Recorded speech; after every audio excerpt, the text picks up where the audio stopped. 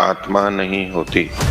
चेतन तत्व आत्मा को नहीं मानते, लेकिन जड़ जगत प्रकृति इसको मानते हैं, जो प्रत्यक्ष होता है उसको मानते हैं।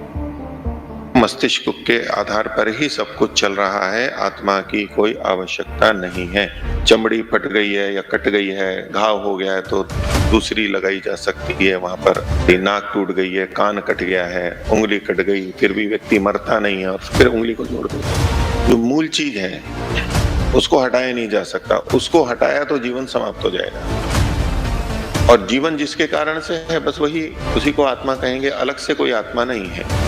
कि मस्तिष्क अगर नहीं हो तो जीवन चल नहीं सकता है, इसलिए मस्तिष्क ही मूल चीज है और बस उसी से सारे निर्देश होते हैं। तब तो कोशिका, ऐसी कोशिकाएं जो कुछ भी बन सकती हैं, यकृत भी बनेगा, हृदय भी बनेगा, मस्तिष्क भी बनेगा।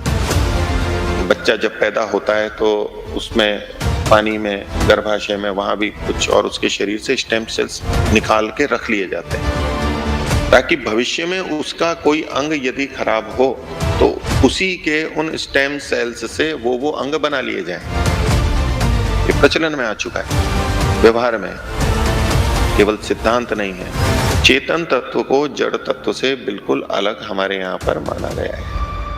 और जो जड़ तत्व होता है उसमें बोध नहीं होता है, उसको अपने आप में बोध नहीं होता है। वो क्रियाएं तो करेगा, चेतन जैसा प्रतीत होगा, लेकिन स्वयं को उसको बोध नहीं होता।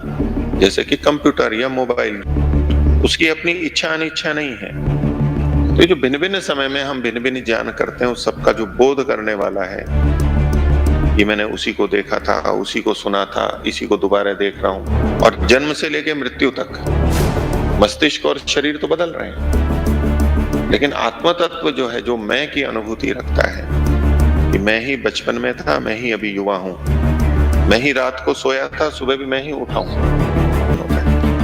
7 साल में तो कहते हैं पूरा शरीर, ही सारी कोशिकाएं बिल्कुल ही बदल लेती है, लेकिन हमारी एक अनुभूति, मैं हूं, मैं वही हूं, मैंने ही बचपन में ये किया था, अभी मैं ऐसा कर रहा हूं, आगे मैं ऐसा करूंगा। आत्मा को क्यों नहीं मानते कि हम किसी वस्तु को मानेंगे तो ये उसमें गुणधर्म होने चाहिए तो मानेंगे, हमारे यंत्रों से पता लगना चाहिए या ऐसे पता होना चाहिए। कि विज्ञान नहीं मानता है इसलिए ये गलत है।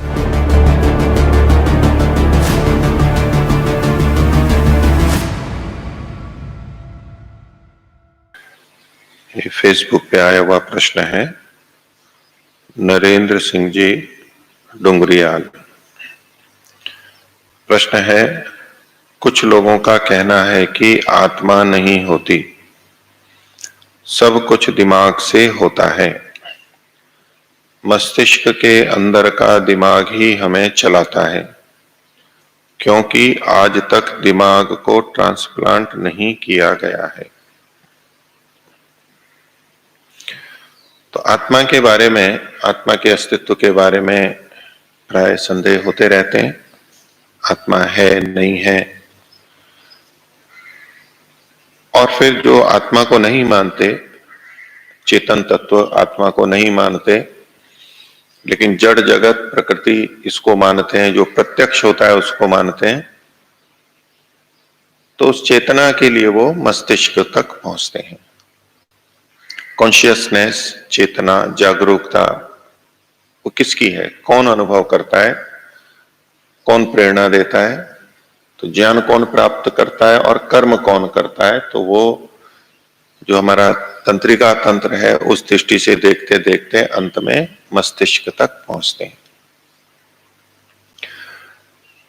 और उसमें फिर वो मस्तिष्क के आधार पर ही सब कुछ चल रहा है, आत्मा की कोई आवश्यकता नहीं है, इस निष्कर्ष पर पहुंचते हैं।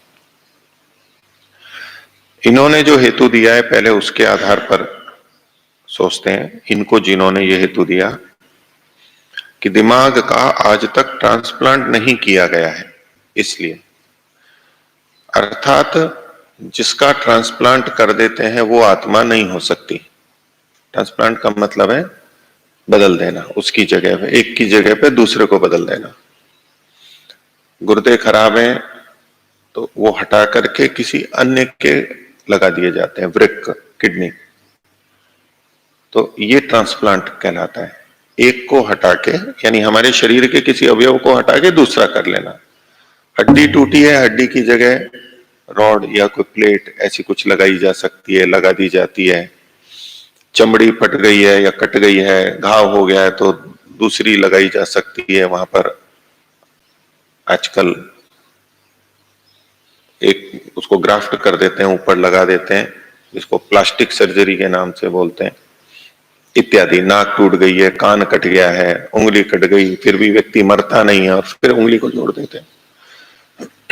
तो इन सबसे लगता है कि इनके पीछे का हेतु ये है कि जो मूल चीज है उसको हटाया नहीं जा सकता, उसको हटाया तो जीवन समाप्त हो जाएगा। और जीवन जिसके कारण से है बस वही, उसी को आत्मा कहेंगे, अलग से कोई आत्मा नहीं है। तो मस्तिष्क को कभी हटाया नहीं जा सका कि मस्तिष्क हटा दें फिर भी व्यक्ति जीवित है। मस्तिष्क को बदल दिया, एक का मस्तिष्क हटा के दूसरे का मस्तिष्क वहां पर लगा दिया, ऐसा आज तक नहीं हो पाया है। हृदय के लिए आता है, हृदय को हटा देते हैं या हृदय की जगह पे यंत्र के माध्यम से रक्त का क्षेपण कर देते हैं, क्योंकि हृदय रक्त का क्षेपण करता है। फेफड़े काम नहीं करते तो दूसरे यंत्र हैं जो कि श्वसन क्रिया को चालू रखते हैं, वायु को खींचते हैं, फेंकते हैं। जो फेफड़े काम करते हैं वो यंत्र भी कर देता है। तो इस दृष्टि से इनका कहना है कि मस्तिष्क अगर नहीं हो तो जीवन चल नहीं सकता है, इसलिए मस्तिष्क ही मूल चीज है और बस उसी से सारे निर्देश होते हैं। तो ये जो ट्रांसप्लांट की बात है, कुछ समय पहले तक हृदय का भी ट्रांसप्लांट नहीं हो सकता था, हृदय को भी नहीं कर सकते थे और चीजों को भी नहीं कर सकते थे, यकृत को नहीं कर सकते थे, लेकिन धीरे धीरे उनको करने लग गए।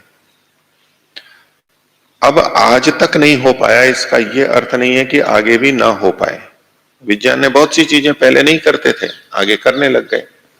तो भविष्य का तो हमें पता नहीं है, हो भी सकता है, नहीं भी हो सकता है।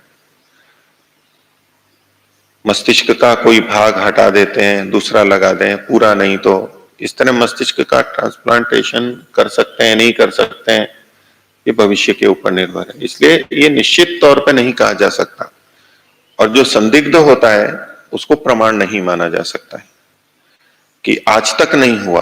क्या ये कह सकते हैं भविष्य में भी नहीं होगा? संभावना, क्या पता विज्ञान की प्रगति हो जाए, नया बन जाए।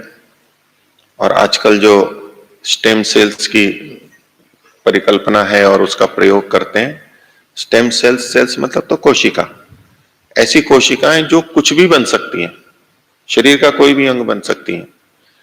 जब हम प्रारंभ में उत्पन्न होते हैं, कोई भी प्राणी, यानी जब बनते हैं अंदर गर्भाशय में, तब मूलतः तो एक ही कोशिका होती है।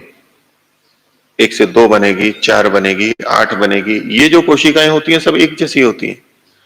अभी कोशिकाएं भिन्न भिन्न है, हड्डी की अलग है, मांसपेशी की अलग है, स्नायु की अलग है, तंत्रिका की अलग है, फेफड़े की अलग है, ये भिन्न भिन्न प्रकार की होती हैं, हो जाती हैं, लेकिन प्रारंभ में एक जैसी रहती हैं। वो जो प्रारंभ की एक जैसी हैं, जिनसे सब कुछ बन जाता है, यकृत भी बनेगा, हृदय भी बनेगा, मस्तिष्क भी बनेगा, वो जो कोशिकाएं होती हैं मूल, उनको स्टेम सेल्स बोलते हैं।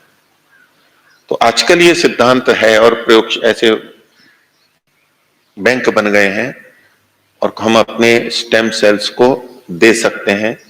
बच्चा जब पैदा होता है तो उसमें पानी में, गर्भाशय में, वहां भी कुछ और उसके शरीर से स्टेम सेल्स निकाल के रख लिए जाते हैं धनागार, उसमें कोश आगार में, बैंक में, ताकि अभी प्लास्टिक सर्जरी करते हैं या हृदय का होता है, ये सब चीजें होती है, तो दूसरे अंग की, दूसरे जगह की चमड़ी काट के वहां दूसरी जगह लगा देते हैं। अन्य व्यक्तियों की भी लगा देते हैं, कृत्रिम भी बनती हैं, कृत्रिम वाल्व बन जाते हैं हृदय के, वो लगते हैं। तो व्यवहार में खूब होने लग रहा है।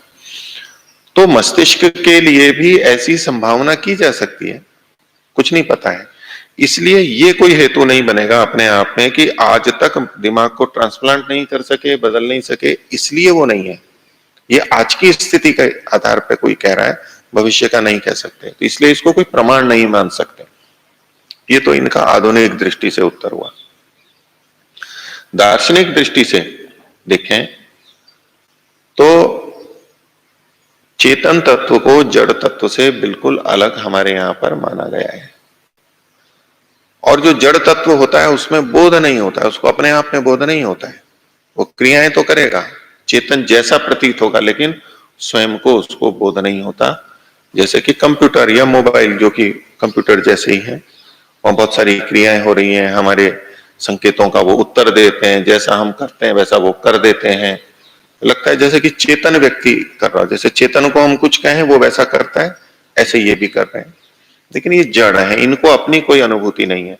हम कंप्यूटर में कुछ भी देखते हैं, सुनते हैं, करते हैं, इसका बोध उसको स्वयं को नहीं होता है, उसकी अपनी इच्छा अनिच्छा नहीं है। तो जड़ वस्तुएं जितनी भी हैं जो संयोग से मिलकर के बनी है, उनकी अपनी इच्छा अनिच्छा नहीं होती है, वो माध्यम बनती है, साधन बनती है, लेकिन वो चेतन तत्व नहीं है। उनके पीछे कोई नित्य चेतन तत्व होना चाहिए। हमारे दर्शनों में बहुत जगह ये प्रक्रिया आती है, आत्मा के निर्णय के लिए न्याय दर्शन में भी आती है। तो ये जो भिन्न भिन्न समय में हम भिन्न भिन्न ज्ञान करते हैं, उस सबका जो बोध करने वाला है, ये मैंने उसी को देखा था, उसी को सुना था, इसी को दोबारा देख रहा हूं, ये जो संकलन है एक करने वाला है।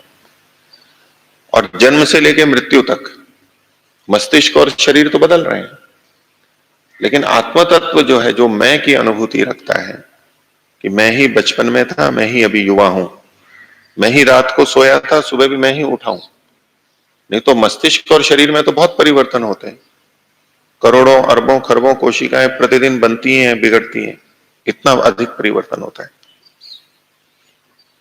और 7 साल में तो कहते हैं पूरा शरीर, इस सारी कोशिकाएं बिल्कुल ही बदल लेती है।